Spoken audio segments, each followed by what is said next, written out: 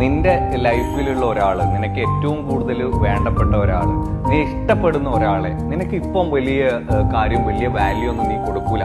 അതെന്തുകൊണ്ടാണെന്നറിയോ? അവൻ എന്നും നീ എന്ത് ചെയ്താലും നിന്റെ കൂടെ ഉണ്ടാകും എന്നുള്ള നമ്മളൊരു ആത്മവിശ്വാസമുണ്ട്. അതുകൊണ്ടാണ് നമ്മൾ വല്ലാണ്ടൊന്നും കൊണ്ട് കെയർ ചെയ്യില്ല, അല്ലെങ്കിൽ വല്ലാണ്ടൊന്നും അതിലേക്ക് നമ്മൾ ഇറങ്ങിച്ചെല്ലില്ല. ഒരു ഒഴുക്കിനൊപ്പം ഇങ്ങനെ ഒഴുകിപ്പോകും. പക്ഷെ ആ ഒരു വ്യക്തിയെ നിനക്ക് മിസ് ചെയ്യുന്നത് എപ്പോഴാണെന്നറിയോ? ആ ഒരു പേഴ്സണാലിറ്റി നിന്റെ ജീവിതത്തിൽ നിന്ന് പെർമനന്റ് ആയിട്ട് എടുത്തു മാറ്റപ്പെട്ടാൽ, ഫോർ എക്സാമ്പിൾ പെർമനന്റ് ആയിട്ട് ആ ഒരു വ്യക്തി നോ മോർ, ഇനി നിന്റെ ലൈഫിൽ ആ ഒരു ആള് ഇല്ല, അപ്പോഴാണ് കറക്റ്റ് നിനക്ക് അവന്റെ അല്ലെങ്കിൽ അവളുടെ വാല്യൂ എന്താണ്, അവന് എത്രത്തോളം നിന്റെ ലൈഫിൽ നിന്നെ ഇൻഫ്ലുവൻസ് ചെയ്യുന്നുണ്ട്, അവൻ എത്രത്തോളം നിന്റെ ലൈഫിനെ നിനക്ക് നല്ല ഒരു ജീവിതമാക്കി നിനക്ക് തരുന്നുണ്ട് എന്നുള്ളത് മനസ്സിലാക്കുക.